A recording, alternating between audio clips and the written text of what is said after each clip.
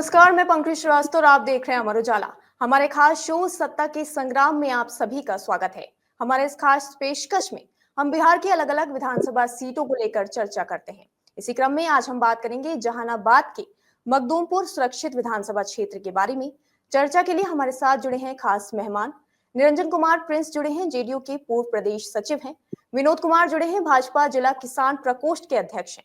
सतीश दास जी जुड़े हैं, मखदूमपुर विधानसभा के राजद विधायक हैं। रितेश कुमार उर्फ चुन्नू शर्मा जुड़े हैं, हम सेकुलर के राष्ट्रीय सचिव हैं। डॉक्टर शशि रंजन उर्फ पप्पू यादव हमारे साथ जुड़े हुए हैं, राजद के जिला प्रवक्ता हैं। दिलीप कुशवाहा जुड़े हैं, जेडीयू के जिला अध्यक्ष हैं। रानी कुमारी जुड़ी हैं, लोजपा रामविलास की नेता हैं। और अमर उजाला के प्रतिनिधि हमारे साथ पंकज कुमार जी जुड़े हुए हैं। बहुत स्वागत है आप सभी का। मखदूमपुर के जो अहम मुद्दे हैं वो भी आपको बताते चले। पेयजल की समस्या लगातार बनी हुई है। इलाके में नहर नहीं रहने के कारण किसानों को पटवन में परेशानी हो रही है। विद्यालय में शिक्षकों की कमी है, शिक्षा के प्रति कोई जागरूकता नहीं है।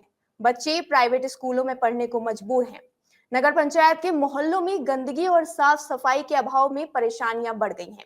सरकारी अस्पतालों की हालत बेहद खराब है। छोटी छोटी बीमारियों का भी इलाज नहीं हो रहा है। मरीजों को जहानाबाद सदर अस्पताल और पटना रेफर करना पड़ता है। पलायन एक बड़ी समस्या बनी हुई है। रोजगार न मिलने के कारण युवाओं को मजबूरन पलायन करना पड़ रहा है। अंतर्राष्ट्रीय पर्यटक स्थल बाबा सिद्धनाथ के मंदिर तक जाने के लिए सुगम रास्ता तक नहीं है। तो ये थे तमाम मुद्दे क्षेत्र के।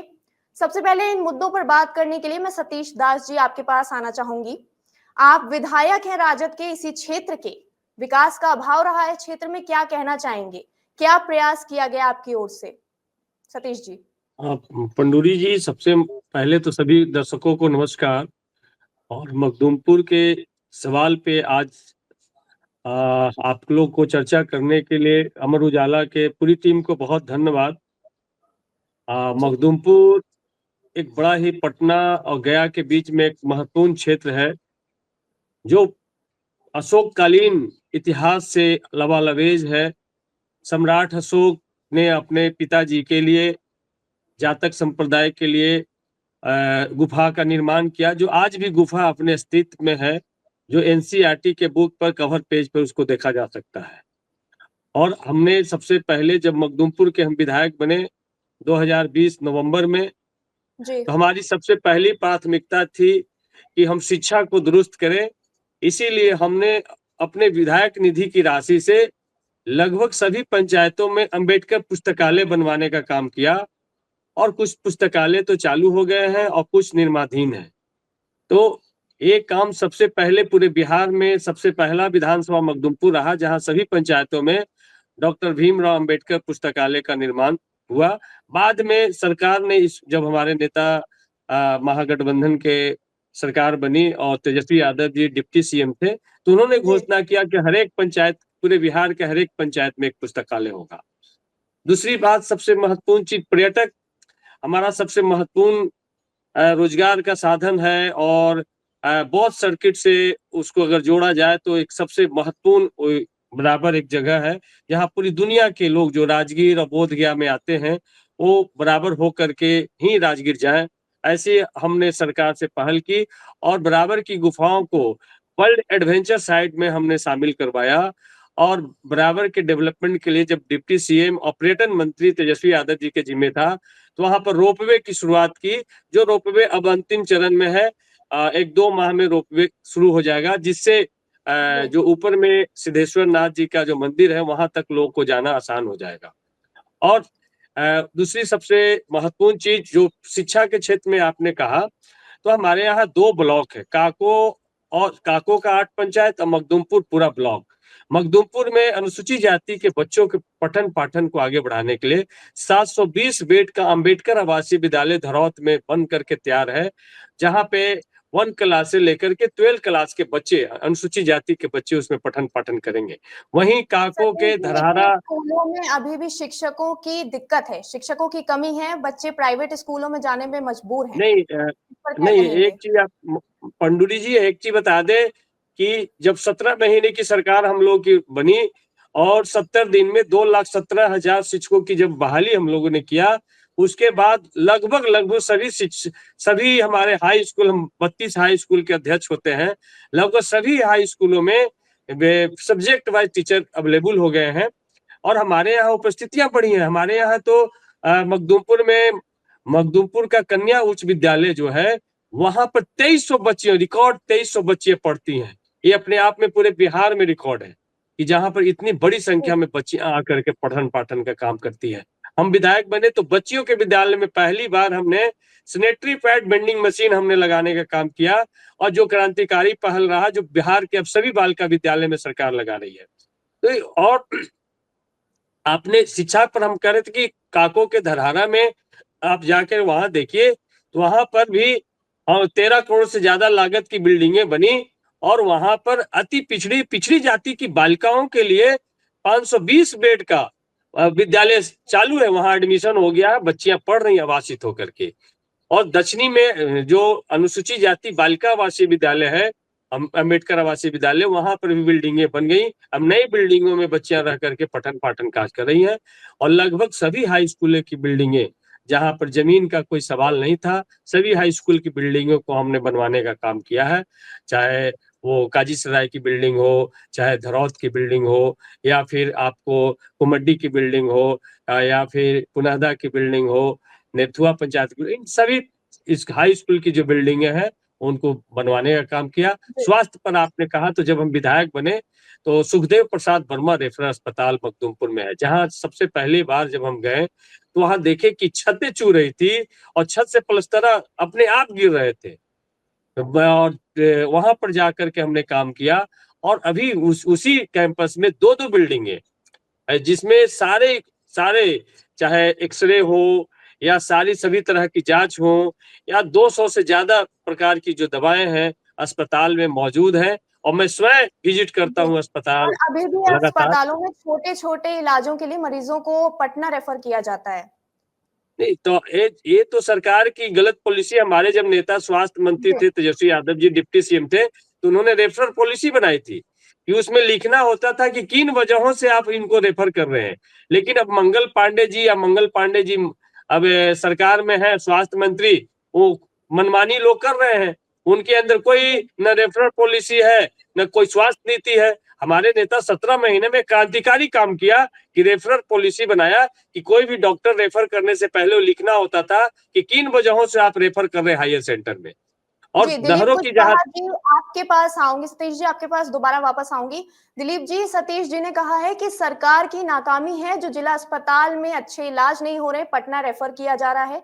17 महीने में लाजवाब काम हुआ है, अब जो लापरवाही हो रही है वो सरकार की वजह से हो रही है। क्या कहना चाहेंगे? मैं तो सबसे पहले आपके चैनल के माध्यम से सभी दर्शकों को मैं अभिवादन करता हूं। साथ ही साथ मैं बता देना चाहता हूं विधायक जी को कि इनके नेता बिहार में 15 साल राज किए और 15 साल का क्या स्थिति रहा और 17 महीना में इन्होंने क्या सुधार किया है, पूरा बिहार देख रहा है। इनके नेता ने 17 महीना में क्या सुधार किया, पूरा बिहार देख रहा है। और विधायक जी, मैं आपको बता देना चाहता हूं कि बिहार के अंदर में जो भी स्वास्थ्य केंद्र है, उप स्वास्थ्य केंद्र हो, प्राथमिक स्वास्थ्य केंद्र हो, जिला अस्पताल हो, अनुमंडल अस्पताल हो, वहां आप जा करके अभी के डेट में देखिए कितनी अच्छी सुविधा मुहैया उपलब्ध होता है मरीजों के लिए। जो क्रिटिकल बीमारियां होती है उसके लिए निश्चित तौर पे रेफर किया जाता है, जिसका यहाँ इलाज नहीं है, तो उसके लिए मतलब हायर हॉस्पिटल है तो वहाँ। और यहाँ जहानाबाद में 6 तल्ले का अस्पताल बन रहा है, जो वहाँ सारा सुविधा उपलब्ध रहेगा, ये शायद विधायक जी को नजर नहीं आ रहा है। मैं जानना चाहता हूं कि विधायक जी अपने फंड के अलावा अब मखदूमपुर के क्षेत्र में मखदूमपुर के विकास के लिए कोई योजना बताएं जो सैंक्शन करवाए हैं। जी दिलीप जी, आप क्या अपना क्रेडिट लूटना चाह रहे हैं विधायक जी। तमाम मुद्दे हैं, इस पर आप किसकी कमी मानते हैं? शिक्षकों की कमी है, जिला अस्पताल में मरीजों का इलाज ठीक नहीं हो रहा है, पलायन करने पर मजबूर है युवा, इस पर आप किसकी कमी मानते हैं कि आपकी ओर से क्या प्रयास किए गए हैं? मैडम, मैं बता देना चाहता हूं श्रीवास्तव जी की जहानाबाद या पूरे बिहार के अंदर में जितना रोजगार हमारे नेता ने सृजित करने का काम किया है, जितना नौकरी देने का काम किया है, वह किसी से छुपा हुआ नहीं है। जो लोग इनके शासन काल में जो बाहर चले गए थे वह निश्चित तौर पर बाहर बिहार के अंदर में आ रहे हैं रोजगार करने के लिए, नौकरी करने के लिए। जो इनके रीजन, इनके शासन काल में 15 साल के शासन काल में जो बाहर चले गए थे वह बिहार आ रहे हैं, पुनः वापस आ रहे हैं। साथ ही साथ जो मेडिकल का जो सुविधा है बिहार के अंदर में, मैं समझता हूं कि जो पटना का पीएमसीएच है, आप भी जानते होंगे, एशिया का सबसे बड़ा अस्पताल बन रहा है। तो मेडिकल के क्षेत्र में भी हमारा बिहार आगे है, स्वास्थ्य के क्षेत्र में हमारा आगे है, शिक्षा के क्षेत्र में भी हमारा बिहार आगे है।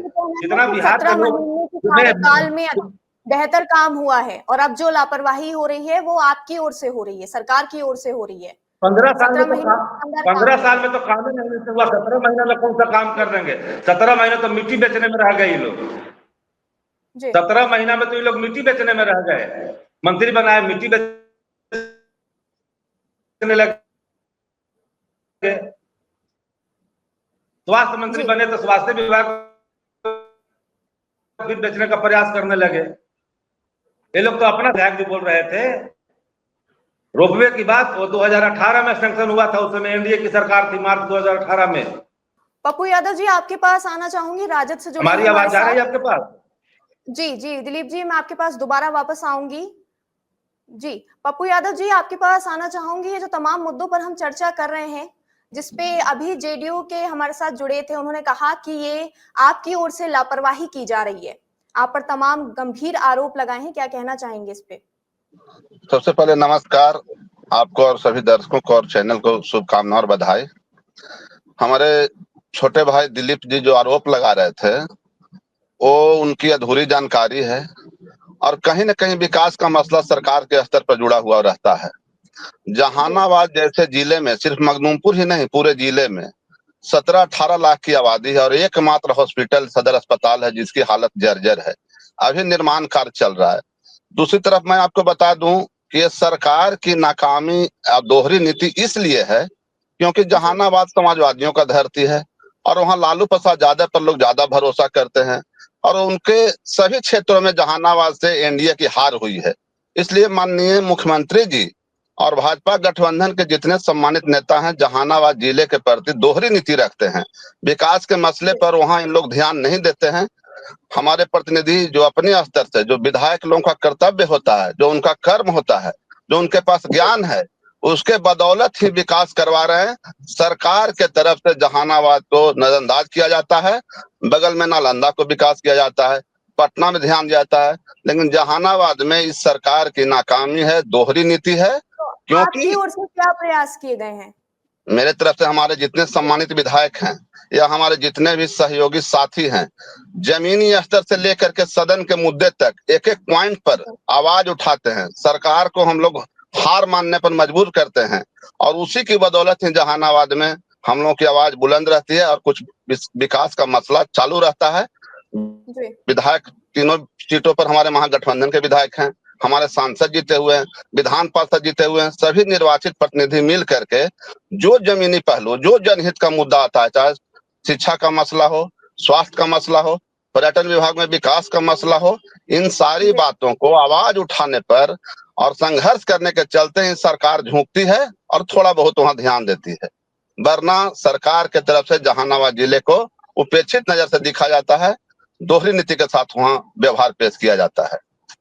जी, जिस तरह से यहाँ पर विकास का अभाव है, जो तमाम मुद्दों पर अभी हमने बात की, आपको लगता है जनता दोबारा आप पर भरोसा करेगी? जनता हम ही पे भरोसा करेगी क्योंकि जानते हैं कि 20 साल हो गया लमसम। इन 20 सालों में जितना विकास बगल के जिला नालंदा का हुआ, आज NH-83 का निर्माण चल रहा है। अभी भी विगत 2011 में इसका गजट हुआ था NH-83 का, जो बोधगया से लेकर के पटना सर्किट को जोड़ता है। उस सड़क का पूर्ण निर्माण नहीं हुआ लगभग 15 सालों में। आप बनावर का ऐतिहासिक इतिहास रहा है, वहाँ अशोककालीन गुफाएं हैं।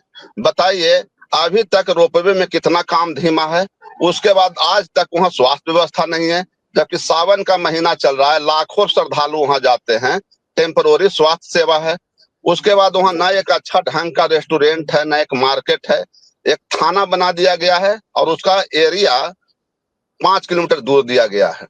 तो विभिन्न चीजों को पर्यटन के क्षेत्र में, कृषि के क्षेत्र में, कृषि के क्षेत्र में जितने सारे ट्यूबवेल थे सब बंद हो गए।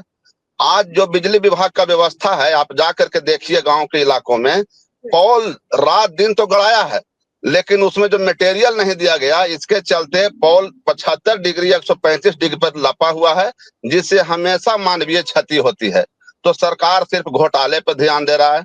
सर, आज देख रहे हैं आप, सीएजी के तरफ से 71,000 करोड़ का घोटाला हुआ है। अब सरकार के लोग सिर्फ वाउचर लगाने का काम करेंगे। इनका विकास के मसला से इस सरकार को कोई मतलब नहीं रहता है। जी, रानी कुमारी जी, आपके पास आना चाहूंगी। पप्पू यादव जी ने बहुत गंभीर आरोप लगाए हैं, घोटालों का आरोप लगाया है, सरकार की लापरवाही बताई है हर चीज में, क्या कहना चाहेंगी? पहले सारे चैनल को नमस्कार मैडम। और मैं जहानाबाद की चेयरमैन हूँ। आपने कहा कि लोजपा नेत्री, बहुत अच्छी बात है।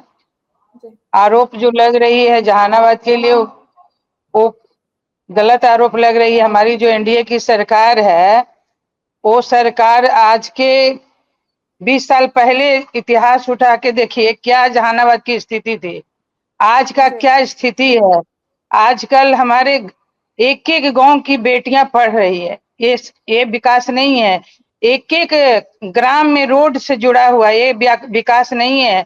एक एक जगह स्कूल में जो है, प्राइमरी से लेके हाई स्कूल तक, हमारे यहाँ शिक्षा जहाँ कमी है, सरकार उस पर गहरी नजर रखती है। वहाँ ट्रांसफर पोस्टिंग हो या वैकेंसी हो, उसके माध्यम से सारे टीचर को बहाली करके वहाँ भेजने का काम करती हैं। रह गई अब बात विकास की, आपने कहा कि पानी की व्यवस्था, तो ये सच है कि कुछ हम लोग की कमी है। कुछ तो हम लोग गांव से जुड़े हुए हैं।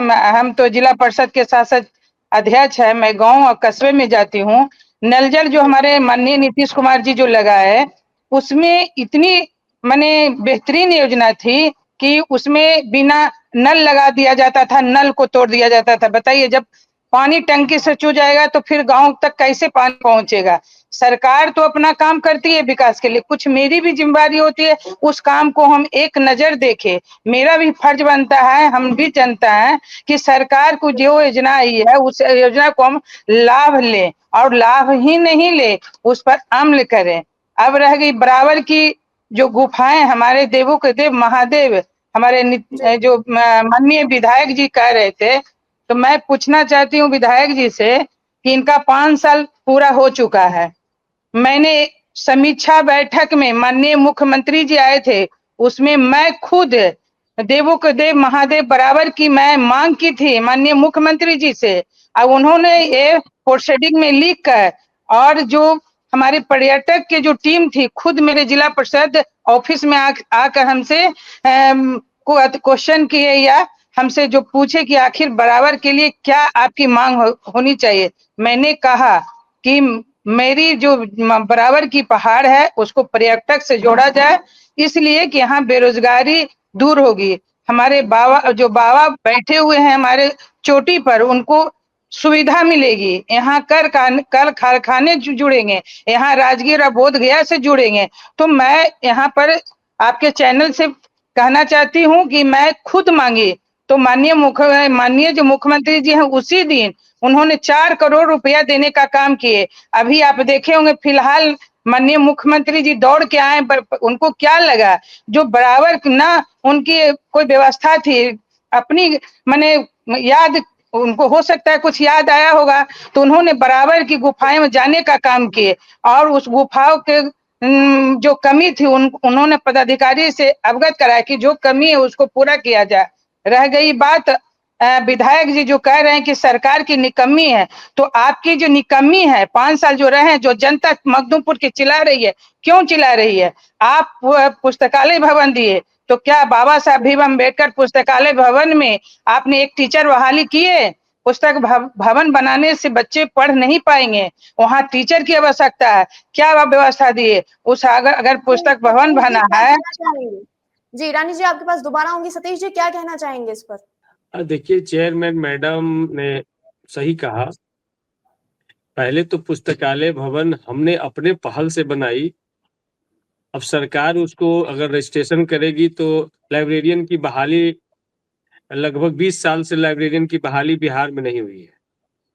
तो जब जो पहले से रजिस्टर्ड लाइब्रेरी है वहां पर लाइब्रेरियन नहीं है। तो हमने तो नया पुस्तकालय इसलिए बनाया कि कोई गरीब के बच्चे पढ़ाई से वंचित न रह जाए, उनके दरवाजे पर पुस्तकालय हो, पुस्तक हो और वहां पर अपना ऑनलाइन क्लास वो कर सके। ये व्यवस्था हमने आम गरीब गुरबे को देने का काम किया। रही बात अभी सरकार की, सतीश जी आपको टोक रही हूँ, नेटवर्क की इतनी दिक्कत है क्षेत्र में, ऑनलाइन क्लास कैसे लेंगे बच्चे? नहीं, नेटवर्क की दिक्कत नहीं है। NH 22 पे होने के वजह से नेटवर्क की दिक्कत बराबर की पहाड़ियों के आसपास में है, लेकिन बाकी मखदूमपुर में कहीं पर भी नेटवर्क और वाईफाई की दिक्कत नहीं है। ये हम आपको काइंड इंफॉर्मेशन के लिए बता दें। और जो पेयजल की संकट पर आपने बात किया, तो हमने विधानसभा में हमने सरकार से बहस की और 32 करोड़ रुपए का एक प्रोजेक्ट बना, जो हमारा जमनगन पंचायत, भैक पंचायत और डकरा पंचायत और मकरपुर पंचायत का कुछ हिस्सा, जो 1300-1400 डीप बोरिंग होने के बाद पानी लोगों को मिलता है, वहां पर 32 करोड़ रुपए का लागत से एक प्रोजेक्ट बना है, जो फल्गु नदी से पानी को अपलिफ्ट करके जो जल नल का जो टावर बना है उस टावर तक सप्लाई किया जाएगा, जिससे सभी घरों तक फल्गु नदी का पानी पहुंचाने का काम होगा। ये बड़ी काम हम लोगों ने किया। और लेकिन सरकार जो अभी की वर्तमान सरकार चल रही है, वो सरकार का एक ही काम है, वो भ्रष्टाचार के बुनियाद पे सरकार चल रही है। अभी हमारे शशि रंजन जी ने साफ साफ कहा कि CAG के रिपोर्ट में 71,000 करोड़ रुपए का, लेकिन कोई भी कार्यालय, जिस भी कार्यालय में जाइए, बगैर पैसे दिए आपका जाति प्रमाण पत्र नहीं बन सकता, आवासीय प्रमाण पत्र नहीं बन सकता है। आपने देखा कि भ्रष्टाचार का ये आलम है कि यहाँ कुत्ता जी और डॉग जी का भी आवासीय प्रमाण पत्र बन जा रहा है। और जहानाबाद जिले में तो सैमसंग और नोकिया का नाम पर आवासीय प्रमाण पत्र बन गया है। तो ये चीजें भ्रष्टाचार का ये आलम है। इस वजह से हमने मखदूमपुर में सहायक CDPO को बर्खास्त करवाया। हमने घूस लेते हुए CO काको को बर्खास्त करवाने का काम किया। तो लगातार ये काम चल रही है, लेकिन भ्रष्टाचार इतना जड़ तक पहुंच गया है कि जब तक सरकार की इच्छा शक्ति नहीं होगी तो ये नहीं बदला जा सकता है। और नीतीश कुमार जी के रहते भ्रष्टाचार पे अंकुश नहीं लगाया जा सकता है, क्योंकि नीतीश कुमार जी के रहने से भ्रष्टाचारियों को फलने फूलने का ही मौका मिला है। तो नीतीश कुमार के हटाए बगैर भ्रष्टाचार को खत्म नहीं किया जा सकता है। इसीलिए ओजस्वी तेजस्वी को हम सबको लेकर के आना है, जिनके अंदर एक विजन है। 17 महीने में उन्होंने टूरिज्म पॉलिसी बनाई, 17 महीने में उन्होंने उद्योग नीति लेकर के आई, खेल नीति लेकर के आई, पर्यटन नीति लेकर के आई। क्या इसके पहले जो 17 साल से सरकार चल रही थी उनके जहन में सवाल नहीं आ रहा था? तो इनके पास विजन नहीं है। इसी वजह से हमारे नेता जो भी अनाउंस करते हैं कि हम आने वाले सरकार, अगर हमारी सरकार बनी तो हम वृद्धा पेंशन, सामाजिक सुरक्षा पेंशन, इनको हम बढ़ाने का काम करेंगे, 1500 रुपया करेंगे, तो सरकार उसको 1100 रुपया करती है। हमारे नेता कहते हैं कि हमारी सरकार बनेगी तो हम 200 यूनिट बिजली आपको मुफ्त करेंगे, तो 125 यूनिट बिजली मुफ्त का ऐलान किया जाता है। जबकि वही नीतीश कुमार जी सदन में उठ करके कहते हैं हम लोग के सामने कि बिजली मुफ्त में नहीं दी जा सकती है, सस्ती दी जा सकती है, लेकिन मुफ्त में नहीं दी जा सकती है। ये है हमारे नेता का दबाव। इसलिए अब पूरा बिहार चाह रहा है, किसी भी सर्वे में हमारे नेता तेजस्वी यादव जी सबसे आगे हैं और बिहार बदलाव की तरफ बढ़ रहा है। और इसी वजह से घबरा करके SIR का करवाया गया कि किस तरीके से गरीब गुरबे का वोट को काटा जाए। लेकिन बिहार उड़ती चिड़िया को हल्दी लगाने का काम करता है और बिहार ही लोकतंत्र की जननी है। यहाँ के लोगों ने 9 जून को सड़क पे उतर के, 9 जुलाई को सड़क पे उतर करके सरकार को बता दिया कि हम आपके SIR को स्वीकार नहीं करेंगे, यदि हमारा नाम कटेगा तो ये अंजाम इसका बुरा होगा। और SIR के बाद देखिए कि आप सुप्रीम कोर्ट ने भी यही बात कही कि अगर बल्क में लोगों का नाम कटेगा तो हम SIR पे रोक लगाएंगे। तो इसलिए SIR के माध्यम से तेजस्वी यादव जी की सरकार को बनाने से रोकने का सब लोग प्रयास कर रहे हैं। लेकिन गरीब गुरबा जनता तैयार है कि तुम मेरा वोट काटोगे, आने वाले समय में हम डबल इंजन की सरकार का लाइन काटेंगे और डबल इंजन की सरकार वहीं रहेगा और तेजस्वी यादव जी के नेतृत्व में सरकार बनेगी। जी, निरंजन जी, तमाम आरोपों पर क्या कहना चाहेंगे आप? जो तमाम आरोप लगाए हैं राजद ने, आप क्या कहना चाहेंगे उस पर? सबसे पहले नमस्कार करते हैं मैडम आपको और आपके सारे दर्शकों को। और जो विधायक जी जब अपना उपलब्धि गिना रहे थे मखदूमपुर विधानसभा क्षेत्र में, वो जो गिनवा रहे थे रोपवे का या धरावत में जो 720 बेड का स्कूल बन रहा है, वो सरकार की उपलब्धि है। हर जिला में 720 बेड और 520 बेड का कार्य कराया जा रहा है। अमथुआ में कराया गया है 520 बेड और 720 बेड मखदुमपुर के धरावत में कराया गया है। वो माननीय विधायक जी की उपलब्धि सिर्फ इतना है कि वो नीतीश कुमार के राज में विधायक बन गए हैं। तो नीतीश कुमार की उपलब्धि को अपनी उपलब्धि बता सकते हैं। जो नीतीश कुमार विकास पे जान जाते हैं और हर जगह विकास कर रहे हैं, हर वर्ग विकास के क्षेत्र में विकास कर रहे हैं। उनका ये भेदभाव नहीं है कि कहाँ से हमको वोट मिला, कहाँ हमारा विधायक है, कहाँ विधायक नहीं है, क्योंकि बिहार के सर्वांगीण विकास चाहते हैं। इस चलते विधायक जी ने पूरा नीतीश कुमार के जो विकास का जितना कार्य किया गया है वो सबको गिनवा चुके हैं, ज्यादा हमको गिनवाने की जरूरत नहीं है। और जो पहले स्कूल का बात कर रहे थे, तो पहले जो लालू जी के राज में या उसके पहले के राज में गांव में जो झोपड़ी होता था उसी में स्कूल होता था। आज गांव का जो बुलंद इमारत है वो स्कूल है। गांव में सबसे बुलंद इमारत है वो हमारा स्कूल है। ये हमारे लिए गौरव की बात है, बिहार के गौरव की बात है। और मैडम जो पप्पू जी बता रहे थे कि लालू जी समाजवादी हैं, तो ये बहुत हास्यास्पद लगा हमको। सच्चे समाजवादी नीतीश कुमार है, जो परिवारवाद नहीं करते हैं, जो भ्रष्टाचार नहीं करते हैं। नीतीश कुमार के सामने कोई समाजवादी नहीं है। कर्पूरी ठाकुर के बाद सबसे बड़े समाजवादी नेता पूरे भारत में नीतीश कुमार जी हुए। और लालू जी तो परिवारवादी हैं। लालू जी पूर्व सीएम, पूर्व केंद्रीय मंत्री, राबड़ी देवी पूर्व सीएम, प्रतिपक्ष के नेता रही, मीसा भारती लोकसभा के एमपी, तेज प्रताप यादव वर्तमान विधायक, पूर्व मंत्री तेजस्वी यादव नेता प्रतिपक्ष, विधायक रोनी आचार्य सारण के लोकसभा प्रत्याशी, जनता हरा दी। एक परिवार के 6 आदमी राजनीति में है और वो समाजवादी अपने को कहता है, तो बहुत हंसी आती है। समाजवाद का मतलब क्या है कि अंतिम लोग तक विकास पहुंचाएं, अंतिम लोग को मुख्य धारा में जोड़े। नीतीश कुमार समाजवादी है, जिन्होंने अति पिछड़ा को आरक्षण दिया और हर पंचायत में जिला पार्षद और जिला परिषद चेयरमैन, मुखिया, सरपंच बाद जिताने का काम किया और उनको आगे बढ़ाने का काम किया। लालू प्रसाद गरीब विरोधी हैं। लालू प्रसाद एक जातिवादी नेता हैं। लालू प्रसाद परिवारवादी नेता हैं। लालू प्रसाद सत्ता का दोहन करके भ्रष्टाचार करते हैं, जिसके लिए सजायाफ्ता हैं। अब इतना ही मुझे कहना हूं कि नीतीश कुमार फिर सत्ता में आने जा रहे हैं 225 में 225 सीट के साथ। और जो प्रतिपक्ष के नेता हैं वो इस बार विपक्ष के भूमिका में भी नहीं रहेंगे। जिस तरह 210 में जनता इनको 22 सीट पर सिमटा दी थी, इस बार फिर 22 सीट के अंदर में रहेंगे और विपक्ष की भूमिका में भी वो नहीं रह पाएंगे। धन्यवाद। सतीश जी, परिवारवाद का आरोप लगाया निरंजन जी ने, क्या कहना चाहेंगे? जी जी जी जी।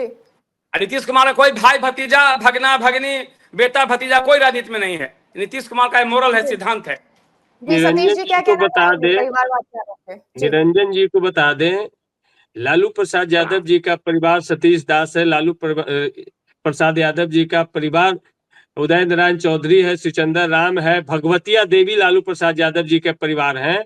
इनके जो परिवार हैं, इनके यहाँ जो परिवारवाद है वो इनको दिखाई नहीं पड़ता। अभी जो इन्होंने एनडीए का मतलब बना दिया नेशनल दामाद आयोग, वो परिवारवाद इनको नहीं दिखाई देता। वो परिवारवाद नहीं दिखाई देता कि जीतनराम मांझी स्वयं केंद्रीय मंत्री हैं, उनके बेटा संतोष मांझी बिहार सरकार में मंत्री हैं, उन संतोष मांझी जी की सास विधायक है, संतोष मांझी जी की पत्नी विधायक है और संतोष मांझी जी के जीजा जी अनुसूचित जाति आयोग में उपाध्यक्ष है। ये इनको दिखाई नहीं देता है, ये परिवारवाद इनको दिखाई देता है। और लोजपा में चिराग पासवान जी स्वयं सांसद है, अब उनके जीजा जी सांसद है। एक जीजा जी अनुसूचित जाति आयोग में आपने देखा कि अध्यक्ष पद संभाल लिए हैं और उनके चचा जी सांसद रहे, उनके चचेरे भाई सांसद रहे। तो इनके यहाँ कोई परिवारवाद नहीं दिखाई देता। लेकिन लालू यादव जी का परिवार पूरा बिहार का अवाम है। लालू प्रसाद यादव जी का परिवार पूरा बिहार का दलित, पिछड़ा, गरीब, गुरबा लालू प्रसाद यादव जी का परिवार है। और लालू प्रसाद यादव जी कहते थे जो गरीब है वो सबसे मेरे करीब है, वो लालू प्रसाद जी का जहन रहा। और नीतीश कुमार जी का परिवार, नीतीश कुमार जी का परिवार कौन है? ललन सिंह। नीतीश कुमार जी का परिवार कौन है? विजय चौधरी। नीतीश कुमार जी का परिवार कौन है? अशोक चौधरी। नीतीश जी का परिवार कौन है? संजय झा। ये है इनके परिवार।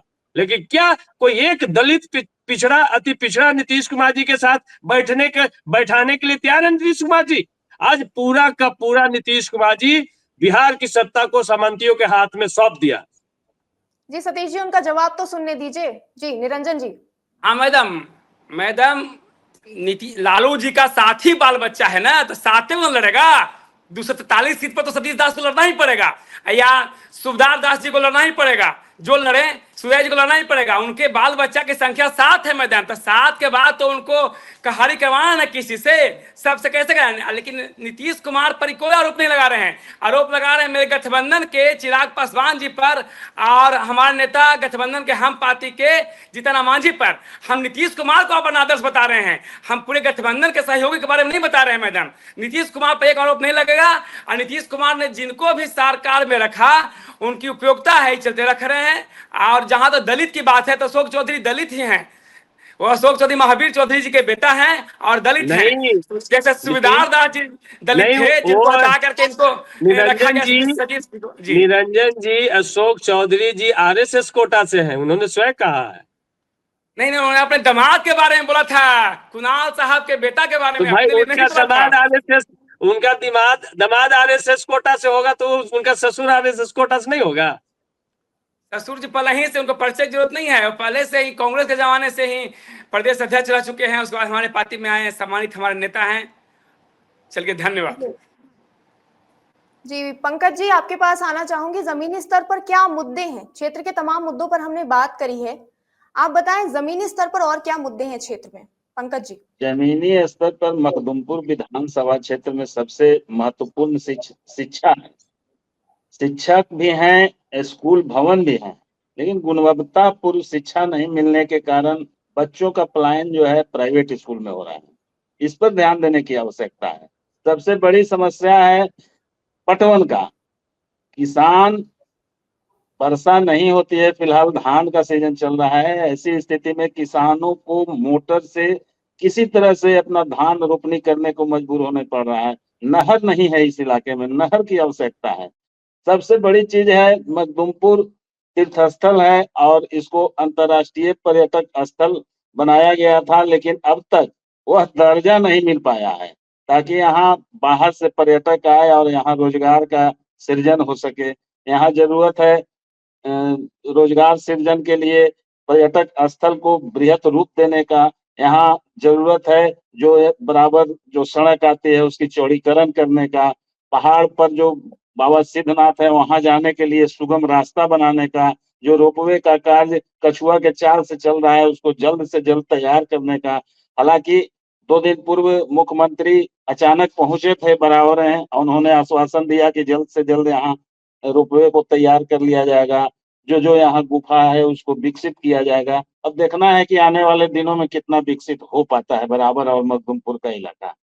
हाँ, पंकज जी को हम बता दें कि जब नहरों की बात कही तो हमारे यहाँ मखदुमपुर विधानसभा है जहाँ पे नहरों की जाल है। जो उजेरा स्थान से हमारा एक नहर निकलता है, उसके बाद छरियारी नहर है, उसके बाद आप हमारे यहाँ हिंगुआ नाला नहर है जो टॉप से लेके बॉटम तक पानी की हमने गारंटी की। उसके बाद हमारे यहाँ चातर का जो चातर नहर है उसमें भी हमने इस बार टॉप से लेकर के बॉटम तक पानी जाए इसके लिए खुदाई करवाने का काम किया। जो 70-72 साल से नहरों की खुदाई नहीं हुई थी, इस 5 साल में सभी नहरों की खुदाई हुआ, जिसमें ये हमने गारंटी किया कि टॉप से पानी चले तो बॉटम तक जाए। ये काम हम लोगों ने नहरों पर किया। और इनका कहना पलायन पर, तो पलायन सरकार की नीति गलत नीति है, क्योंकि मखदुमपुर जहानाबाद धान का कटोरा है। यहाँ पर कृषि आधारित उद्योग की स्थापना की मांग हमने सदन में कई बार कही कि भाई यहाँ पर बड़े चूड़ा मिल की स्थापना की जा सकती है, बड़े फरी बनाने का काम किया जा सकता है। हमारे यहाँ धरनई में दूध संग्रह केंद्र बनाया गया 3000 लीटर का, लेकिन आज तक 1 लीटर भी उसमें दूध संग्रहित नहीं किया गया, क्योंकि सरकार की पॉलिसी गलत है। सरकार यदि जीविका दीदी को गौ पालन से जोड़ दे तो ये दूध का उत्पादन भी होगा, और जो हमें आज बिहार शरीफ और दूसरे जगह से बेगूसराय से हमें दूध मंगाना पड़ता गया और जहानाबाद को, वो दूध स्वयं जहानाबाद भी स्वावलंबी बन सकता है। तो इन तमाम चीजों पर हमने सरकार का ध्यान आकृष्ट करवाया है। यदि सभी जीविका दीदी को 2-2 गाय का सेट दिया जाए तो, और उनका कलेक्शन अगर सही से दूध कर लिया जाए तो आने वाला दिन में हम गया को जहानाबाद दूध पिला सकता है, इतनी क्षमता जहानाबाद में है। और जहानाबाद मछली के उत्पादन में आत्मनिर्भर है। जहानाबाद सिर्फ मखदूमपुर जहानाबाद को, पूरे जहानाबाद को मछली नहीं खिलाता है, अगल बगल के नालंदा और गया में भी जहानाबाद की मछलियां सप्लाई होती है।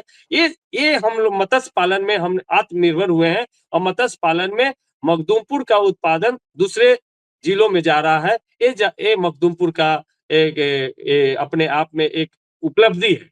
पक्ष विपक्ष ने अपनी राय रखी। विधानसभा चुनाव में जनता किस पर भरोसा जताती है ये तो वक्त ही बताएगा, लेकिन हम हमारे खास शो सत्ता के संग्राम में आपके लिए हर रोज नए क्षेत्रों पर नए मुद्दों के साथ रोजाना आते रहेंगे। तब तक के लिए बने रहिए हमारे साथ और देखते रहिए अमर उजाला। धन्यवाद। अगर आप ये वीडियो YouTube पर देख रहे हैं तो हमारे चैनल को सब्सक्राइब कर बेल आइकन दबाएं और Facebook पर देख रहे हैं तो हमारे पेज को लाइक करें।